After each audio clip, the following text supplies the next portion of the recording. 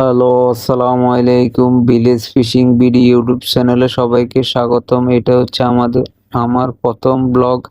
আর প্রথম ব্লগে চলে আসছি আফ্রিকার একটা জায়গায়। দেখতেছেন চারিদিকে সবকিছু শুকিয়ে গেছে, শুধু একটু পানি জমে আসছে।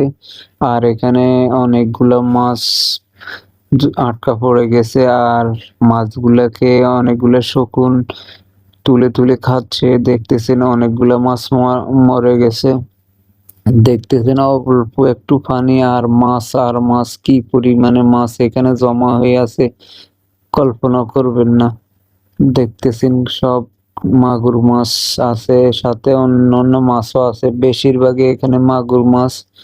আর অনেকগুলা মাছ মরে গেছে। আর এই শকুন গুলা মাছগুলাকে এখান থেকে ধরে ধরে খাচ্ছে। আমাদের দেখে ভয় পেয়ে শকুন গুলা দূরে চলে গেছে। এখন দেখতেছেন কি পরিমাণে এখানে মাছ আছে, কল্পনার বাইরে। দেখতেছেন এটা একটা আফ্রিকার জায়গা, যেখানে পানি চারদিকে শুকিয়ে গেছে, অল্প একটু পানি আছে।